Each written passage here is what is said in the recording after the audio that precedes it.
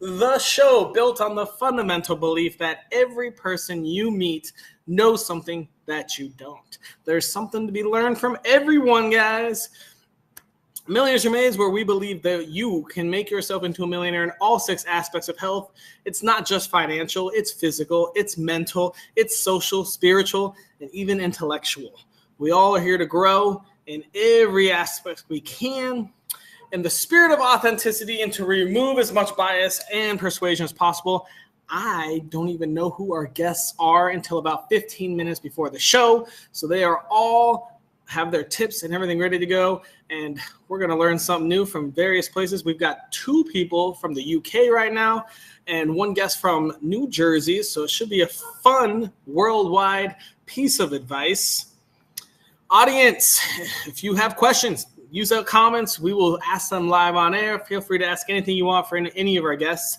If you come up with, watch us on one of the restreams or I guess non-lives, replays, feel free to comment again. We'll get to those. You can also email, Facebook, message us, however you want. It's available, but we're here to answer any questions because we're here for you. It's all about sharing advice, sharing knowledge, and hopefully helping everyone grow. If you ever want to be a guest, please let us know. We do every topic you can think of in all aspects of health. So if you have something that you know a little bit about, feel free to let us know and we'll put you on the show. It's simple and it's easy, and we're always looking for guests from all walks of life. So please sign up, www.millionairesaremade. If you have a topic you would like to know more about, please let us know. I would love to, right now we have topics for the next 6 months, but we're going to run out at some point. So if there's anything that you want to learn about or know about, shoot us a message. We'd love to know and find the guests. We'll go do all the work, and then we will put them on for you. We also have some sponsors today. Our first sponsor is a man named Tony Lynch, who is got to be one of the strongest, mentally strongest people I've ever met. His story is crazy. His story is outrageous. His story might anger you a little bit. Go learn about it and go deal with it. He has a Grief Let's Talk About It podcast. Link is coming up right now. Go listen to his podcast. If you're going through something, he can help. He has probably gone through it, talking about grief and how we deal with it and the healthy ways to move past it. Our other sponsor is, if you want fresh microgreens in your house, this is the InstaFarm. This is how easy it is. You take their seed blend, you pull it off, you put it here, and that's it. 7 days later, your product will be ready to eat. Microgreens are the most nutrient-packed substance on the planet. So if you want to be healthy as hell and literally you do nothing, you fill up this water tank once a week. It's the easiest thing ever, and I eat microgreens all day now. It grows way more than I can eat, so it's awesome. The seed packs cost $2. It's great. Link is down below. Thanks for sponsoring us. And without further ado, we're going to move into our episode. It is on social health, how to improve your health socially with others, develop healthy relationships, deep relationships, connections, which is one of the most important things on this planet. It's why humans are here, I believe, to connect, help, and grow, which is also the whole point of this show. Hint, hint. If you like what we do, you love hearing all these tips from around the world, and hopefully we're helping you out in your life with these daily challenges and knowledge and advice, please like, share, subscribe. Go to our YouTube, TikTok, comment. All that good stuff helps us keep going, helps us keep motivated to find more guests from more places so that we can share all the knowledge in the world and all become a little better.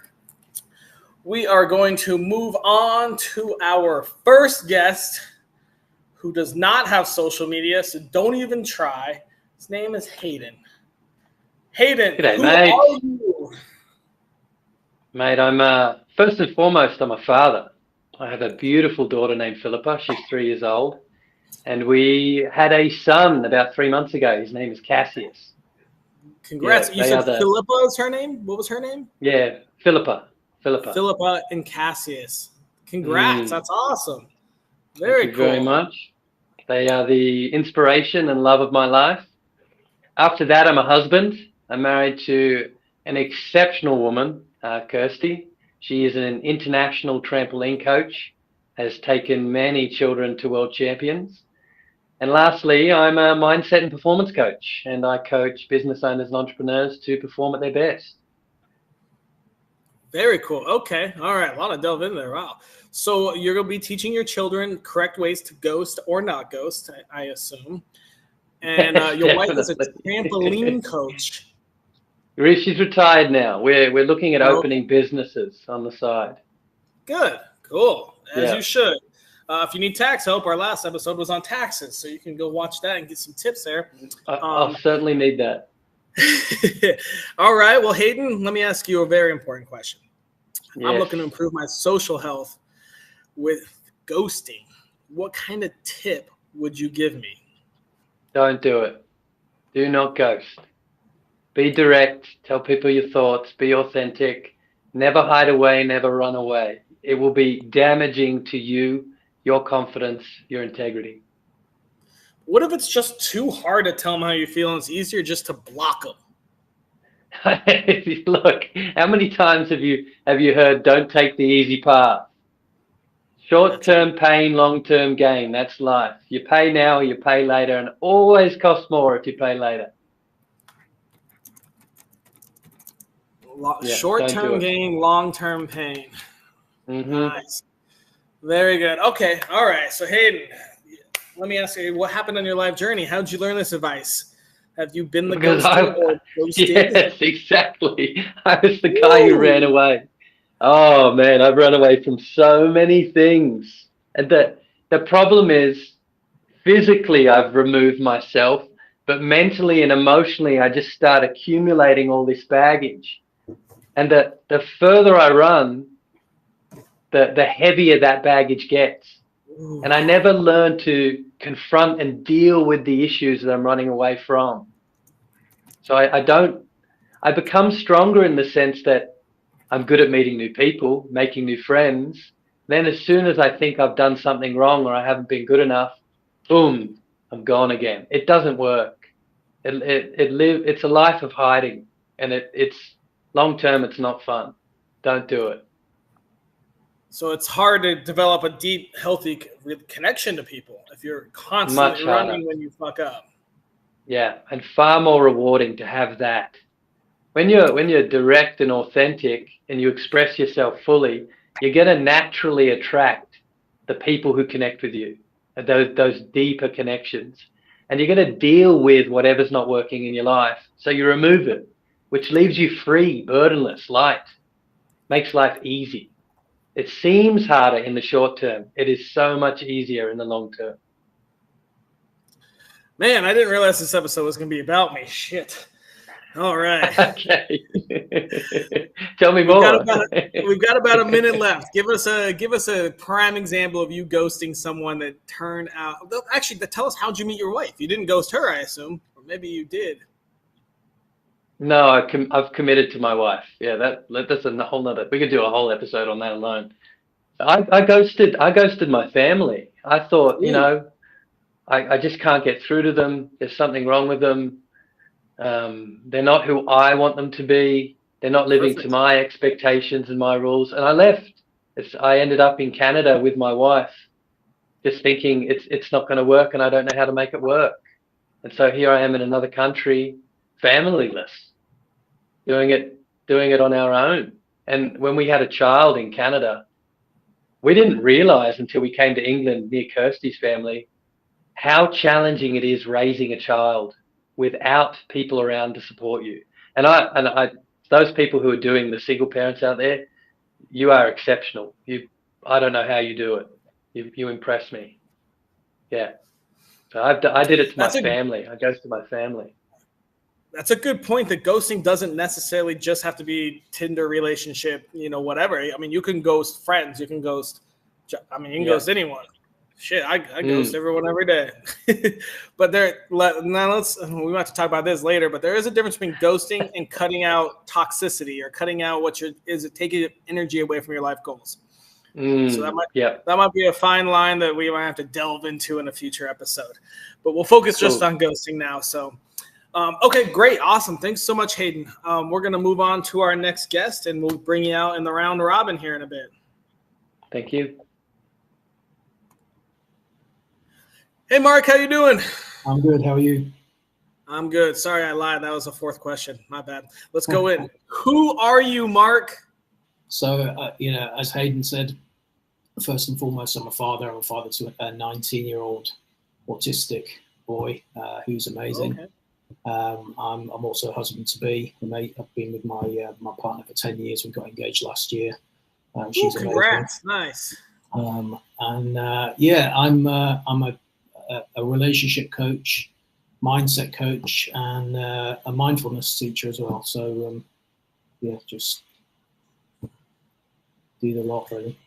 So, a relationship coach. Maybe you can help answer this question. I'm trying to figure out if I wanted to improve my social health, Mark, and I was using ghosting, afraid of ghosting, wanted to get rid of ghosting. What piece of advice would you give me? So, leveraging scarcity to avoid being ghosted. That's my tip. Tell me more. Tell me more. So, most of us get into relationships, and I see, I primarily coach guys, and I see it a lot with my clients. Guys, they technology makes it too easy to be too available too soon. So what happens is people get into they find somebody they like. The dating pool is huge, but actually the available matches are actually quite a small amount of people that you're going to feel something for. You're going to feel attraction and chemistry for. So as soon as people find that person that they feel attracted to, they feel some chemistry for, they go from 0 to 100 in like 2 seconds. They're constantly available. They're constantly messaging back. Somebody, a woman sends you a message and you feel like you need to reply within, 30 seconds, a minute, 2 minutes. And constantly you're just back and forth. And you're never actually, getting some time for yourself. You're not actually putting your life priorities at the top. All your life priorities should be up here, and actually this person that you just right now have a tiny snapshot of should be kind of somewhere right down here at this point. Obviously you're attracted to them, it's exciting, but people that abandon their life priorities immediately for somebody else, it just demonstrates a really low value. And people start to see that, and they start to see that you're overly invested. And some guys even go from 0 to 100 in the neediness stakes as well. And one of the things about attraction is it needs distance. It needs some separateness. People watch Hollywood movies and they make this mistake that love and attraction are the same thing, but they're not. Love and attraction are two completely separate mechanisms. So, love needs closeness, it needs togetherness, but attraction needs separateness. It needs you to be an independent person, two independent people in a relationship for that attraction to flourish, for that attraction to be maintained, even in even 30 years down the line in a relationship. And, and this is why primarily these days I work with guys that are in long-term relationships to actually rebuild the passion, rebuild the love, rebuild the respect in those long-term relationships, because a lot of guys, me included in the past, lose their way in long-term relationships and just confuse the distinctions between love and desire. So you've got about 45 seconds left to tell us what happened in your life journey and where did you learn this and why? So I came out of a 16-year relationship like 10 years ago, and I was 38 years old, back in the dating pool, and just making a lot of mistakes and realizing I was so out of touch with life, and it was a steep learning curve, and that was the start of a huge personal growth journey for me that continues. And I digested all the kind of stuff that I could find on the topics, but what I was finding is especially a lot of the dating and relationship sort of guru guys, a lot of the stuff out there is so toxic. You know, it's not authentic. It's kind of like sort of toxic masculinity, and you know. And I was like, surely it's possible to still be a good guy, still be a nice guy, and you know, be attractive to women. And that's where all my research went to psychology articles and you know, university papers and all that kind of stuff, and you know, figuring out this thing with scarcity and attraction, that actually if you know, not in a manipulative way, but if you insert some scarcity, if you take some distance, if you focus on yourself and keep that focus on yourself in a well-rounded way, then attraction will build without you needing to put too much effort. And you can take your foot off the gas a little bit and focus on yourself, and that attraction will naturally build because you know, you're not constantly available. Love it, Mark. That's some insightful knowledge there. Thank you so much. We're going to move on to our next guest, but we will bring you right back out here in a couple minutes. Hey, Danielle. Hey. Who are you? Oh, that's a really good question. I am a single mother. I work with women to rewire their nervous systems for wealth. And so I help them get out of the trauma and the drama to make fuck you money. That's essentially who I am. Get out of the trauma and the drama to consistently make fuck you money. That's right. And so I've gone from sleeping on a massage table, homeless, poverty, food stamps as a single mom, to multi-six figures and growing. This year we are we're looking at a 7-figure year so far. So yeah, that's what I do, and I've done it by myself with 2 kids. So yeah, that's. Get rid of the drama and the trauma to get fuck you money. I love it. Just so you know, my favorite quote about follow-up money, or FU money. Damn, I just ruined it. The secret, the FU money stands for follow-up. That's, goddamn it. Hey, there you go. Drew. The fortune is in the follow-up. So. Yeah, my buddy Drewby will kill me for stepping that up. I have to tell him I just completely buzzed that. Okay, you only have like 3 more minutes, so let's get to it. Okay. If I wanted to improve my social health, develop better relationships, and be a better human to others, and I was worried about ghosting, what simple tip would you give me? So, you know, there's 2 that come to mind immediately. One is you need to work on your emotional intelligence, and the other is boundaries. Right? So whether you are the giver or the receiver of the ghosting, right, which I've been the receiver in my experience, the idea of boundaries of what do you want versus what you're willing and what you're unwilling to do, and getting really direct and honest about that is going to save a lot of heartache and pain for you as the ghoster, as the avoidant sort of attachment, and the and the receiver as maybe what typically the anxious attacher, right? So those are like a match made in heaven, the anxious and the avoidant. And so it's really like getting clear on, like, as the receiver, what do you want? Which is, when we say what do we want, it's all about us. It's what we want, what's important to us, what's for our pleasure, what is supportive for, you know, for just really what we want. And no, not for anybody else. But when we say, what are we willing to do? Who are we willing to be? How are we willing to show up? There's a whole spectrum of, I'm really excited and willing to do this, and all the way to I'm barely willing.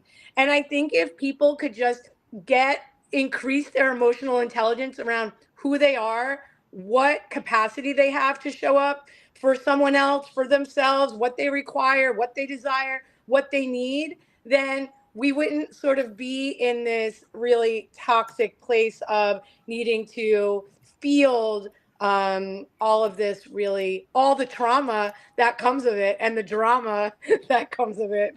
And it would really improve all parts of our lives. So that's sort of the simple answer. Simple enough. It's so simple that you only have like 30 seconds to answer this question. Go for it. What happened on your life journey that taught you this advice? Yeah, so obviously, right, like, you teach what you need to learn. I experienced trauma, as everybody does, at a very young age. And that trauma was leading the way, because we all know our subconscious is the result of 95 to 90% of our results, right? It's driving the bus. It's how we drive to work or wherever we're going and we're not paying attention and we get in the parking lot where how the heck did we get here? So the truth is that when you have experienced, like I have, trauma, right, you are going to seek out and choose the familiar, even if the familiar is not comfortable or serving you anymore, as an opportunity for you to redo it and heal it, right? And so if you've experienced any kind of abandonment, if your parents were not emotionally intelligent and available, neglect, like any of that kind of stuff, you will 100% seek out partnerships that will redo what you've experienced as an opportunity to grow. And so, yeah, so that's how I know. Awesome. Yeah. Thank you so much, Danielle. I already know we're going to go over time-wise. All right. I'm bringing everyone out. Let's do this, boys and girls. All right. Let's start with Hayden. Very quickly, refresh us of your tip. Don't ghost. Be straight. Be authentic. Tell people your thoughts.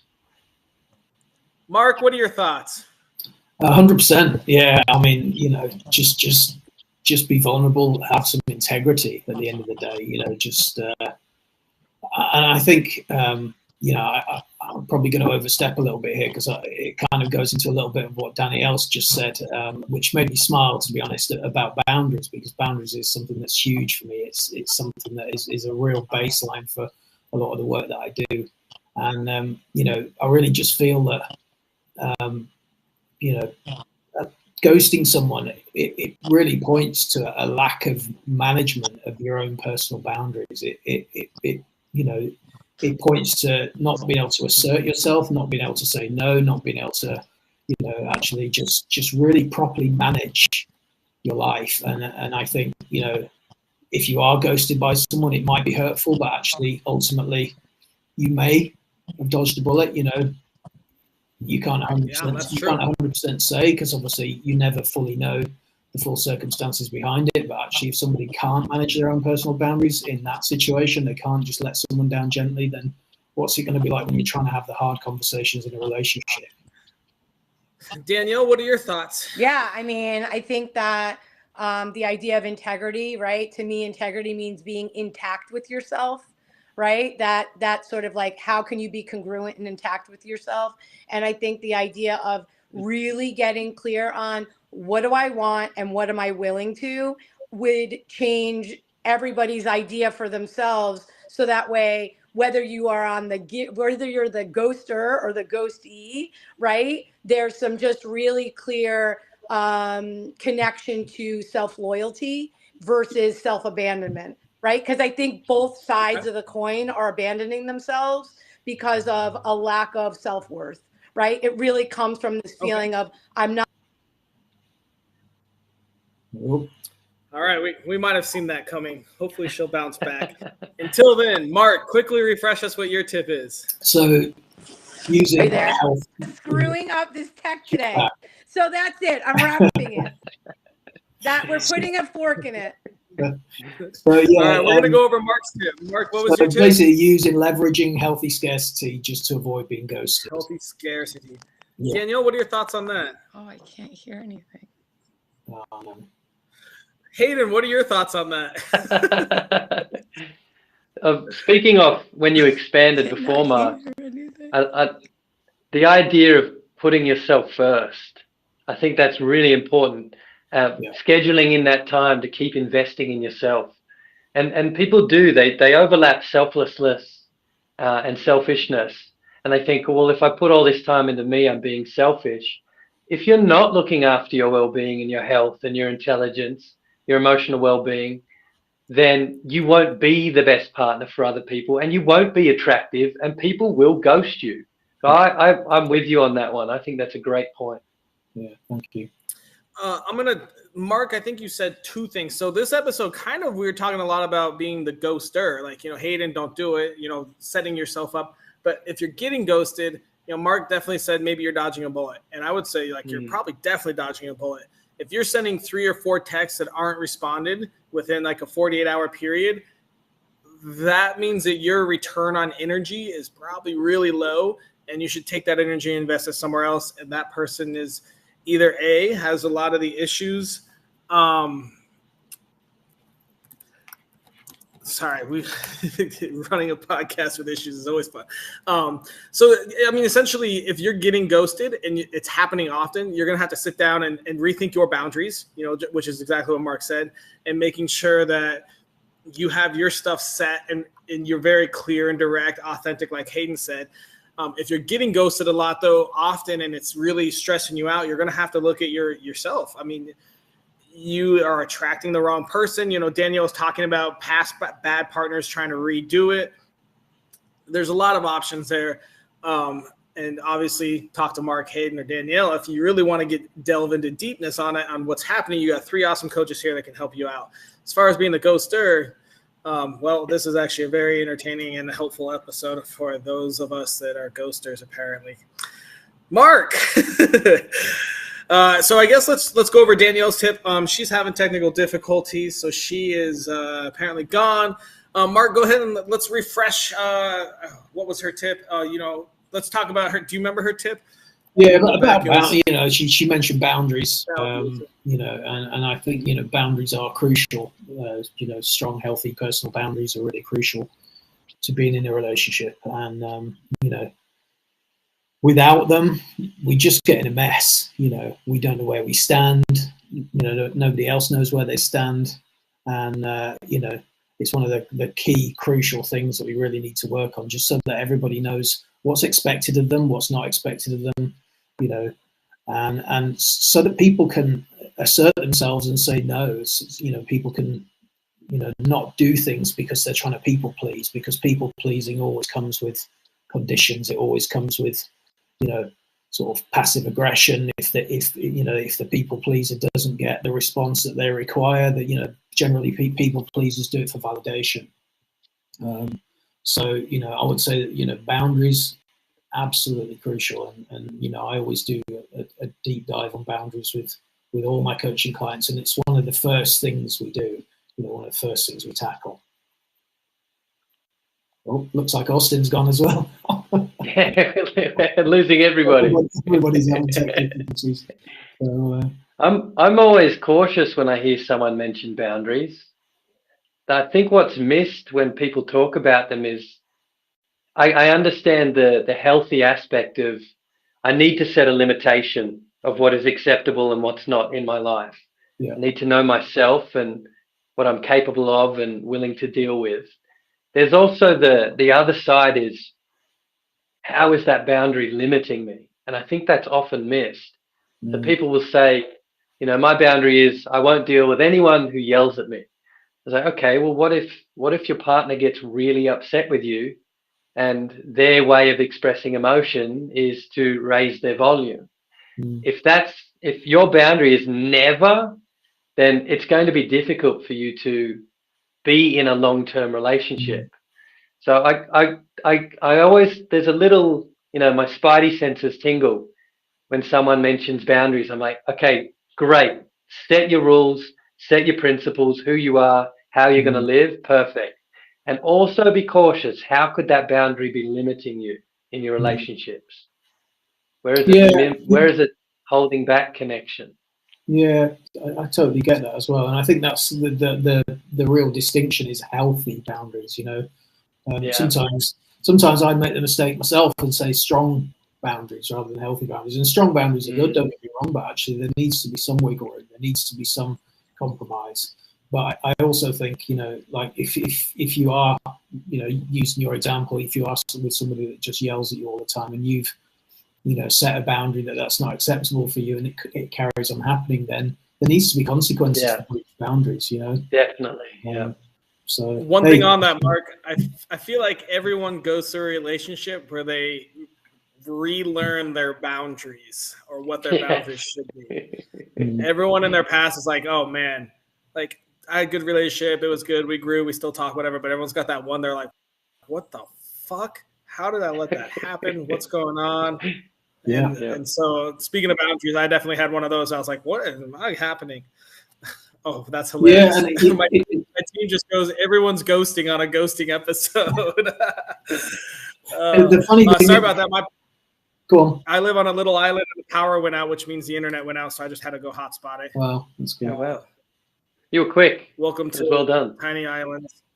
Yeah, Nice. I don't know. It's not even raining. I don't know. They just turn the power off. I don't know how it fucking works. It's a tiny little island of 30,000 people. And the power doesn't work that well. But anyways, we do have to wrap it up. So we've got one last task to do, boys. We need to come up with a daily challenge. It takes less than 5 minutes a day, costs $0, and can be done by anyone from Kenya to Tasmania. That helps with social health and ghosting. Any thoughts? Hayden? Yeah, I've got a couple. I'd pose a challenge of reconnecting with someone you've ghosted. Wow. Mm. Ooh, I love that. Here's a question on that. We'd have to figure out how to tell if we ghosted them or not. I mean, I guess, have you not talked to them in 6 months? Is there 3 unread texts? Let's keep that on the back burner. I like that one. Mark, any ideas?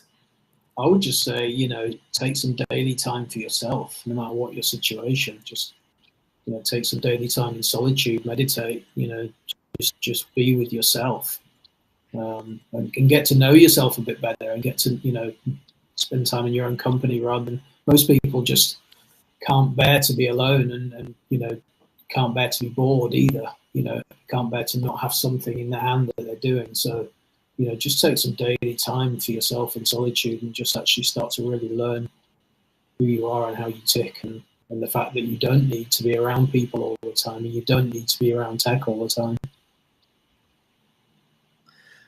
Hayden, you said you had a couple other ideas?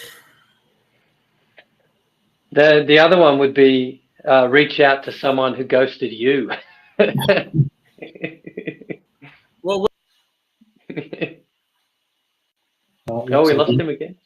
What if they're still ghosting you and they just ignore it again? Oh my God. Hayden, what if they just don't ignore you again and they don't respond to you? Yeah, I know. And that, I would say then have a look at what you make that mean about yourself or about people. If you make it mean you're not good enough or not worthy, I'd be interested. What's that little voice saying about you in the background when someone ghosts you? And then take that thought and just throw it out. It's not true. Set yourself free from it. I mean, there's a lot of reasons that someone could ghost too. I mean, obviously, they're very situational, but I mean, who knows what they're going through? Maybe they had a death. Maybe they had, maybe they're sick. Maybe they just don't want to tell. I mean, there's a billion reasons. You never know what's going on in someone else's life. Obviously, ghosting someone is a not positive way to deal with that. But just because you get ghosted doesn't mean that they did it intentionally to them. They could have something in their life that just made them shut down, not want to be social, not want to pursue relationships. It could be something that they're working through that they just took out on you. Misdirected hostility, misdirected sadness. I mean, there's a billion reasons. I'm not trying to forgive ghosting, but I am trying to say that if you are the ghostee, that it's not necessarily, it's almost never your fault, I would say. I mean, unless you did do something intentional to hurt that person, then maybe you deserve it. But most times if someone's ghosting you, it's probably something going on in their own life, and they just don't either have the balls or the boundaries or the authenticity to tell you, which is exactly what Mark was talking about, and you as well, Hayden. So daily challenge. Is there something you guys want to settle on? Less than 5 minutes a day, $0. Maybe publicly post or publicly write down somewhere a boundary of yours. And it doesn't have to be a romantic relationship. It can be, family like Hayden, or friendships as well. Maybe we just sit down and think for 5 minutes and think of a boundary that we just don't allow. I'd love people work on your boundaries, Just spend set a boundary a day, clarify a boundary a day, and actively managing your boundaries. Even if that's making corrections where you feel like you've overstepped your boundaries, but actually, actively setting aside 5 minutes a day to just manage them and figure out if you're doing a good job or if maybe you need to make some tweaks somewhere. Yeah, I like that. And as Hayden said, I like the reaching out to someone you ghosted, maybe apologizing if you really got some balls. I just don't know if it's going to be simple enough to figure out who you've ghosted. I'm sure there's people I've ghosted, but do I need to go through all my texts and find where they've messaged me 3 times or more? how do we determine a ghost? Yeah. And what's a simple way under 5 minutes to find out if you ghosted someone? Go through. That's the tough part with that. Think about someone you haven't spoken to for, if we set a period of time, and then call them. I like calling someone you haven't talked to maybe in the last 6 months. I mean, do you think? Go ahead. Do you think everybody, do you think most people realize they're actually ghosting, or do you think that it's just a knee-jerk reaction? Because I think sometimes I kind of feel like ghosting, as much as it's not something that a healthy person necessarily does, it points to them feeling like the interactions they're having aren't quality interactions. They're not exciting. They're not, they're not. Yeah. And some people too, we will justify and explain our ghosting. Like, oh, I'm just too busy. Oh, we just drifted apart. Oh, we just had different views on something. You have this great relationship, and then all of a sudden it ends. Like ghosting. And part of that's just growing. I mean, Go ahead. It doesn't have to be a malicious in action as well. It can be, just as life happens. They can be ghosting as well. Yeah, and so I don't know how we want to define that, but I mean there is hey, I mean you could even have friend ADD. Like I have probably like 1,500 unread text messages in my phone right now, and like sometimes when I have like an hour, I'll try to like go through and knock as many out, or like Facebook Messenger. There's probably another like 300, and I try to like go through them, but I mean sometimes it straight up just gets boggled down, and like sometimes people are I'll go to text someone. And I'm like, oh shit, I should go hit them up. And I'll be like, oh wow, there's 300 messages. I'm like, hey, sorry, just got these. Here's your answers a month and a half later. Wow. And so I don't know if I would call that ghosting or whatever. I mean, it's 2024, so I don't really have any answer for it. It's not good, but I also can't. My phone's on Do Not Disturb. It's been that way for probably 10 years. So I can't be attached to my phone like that. But I also kind of like the idea of finding someone that ghosted you, or that you feel ghosted you, and just texting them like, fuck you. They probably won't respond to fuck then, Go for it. It's your I think I will get them to respond. After like 3 months, they just be like, what the hell? That would be funny. Yeah, I think so. Cue all the people that Aiden that are going to just text him fuck you in a minute from when he used to those people. Or even better, you just send them a link to this episode. Like, hey, you ghosted me. Hey, here's a link. Hayden and Mark said you don't have boundaries and you have problems. Listen to them. That sounds great too. All right, so I think in all reality, for our challenge, I think if you don't want to do it publicly, I think at least like writing down a boundary in a relationship you have would be something healthy for both sides of the ghosting. Yeah. If you're the ghoster, maybe your boundary is like, I need this and I need to communicate it better, something like that. And then, there's a ghost D. You can be like, hey, after two texts in 48 hours, my new boundary is I just stop responding and move on with my life. I think that's a healthy way to deal with social health. And boundaries are important everywhere. So being able to focus on that is good. And then if you want to text fuck you to someone that ghosts you, I fully support that. I want to see something that. Yeah. But yeah, I would say as a ghoster, I don't know. We're walking a fine line here. What is ghosting? What is too busy? What is personal, grief and sadness? I mean, there's things that can happen in a life that we lose him again. He's ghosting us, just like that. Make me like not even look at my text for like 3 or 4 days. So it's hard to. Insane. All right, time to end this episode. We have our challenge. All right, everyone. Oh, man, it's been 40 minutes. I knew this one was going to run over because ghosting is such a hot topic right now and such an important thing. Hayden, Mark, thank you so fucking much for coming out and having great connections. Thank you very much. And your valuable insight was amazing.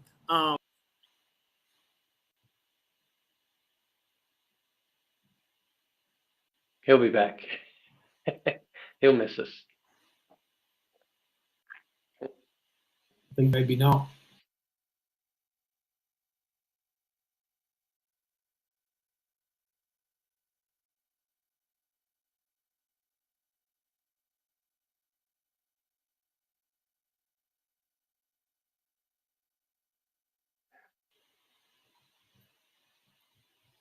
Well, I think I'm going to say goodbye. Thank you to everyone for listening. Lovely to meet you, Mark. I'm Nice sure to we'll meet you chat too. after. Yeah, cool. Yeah, I'm going to get going.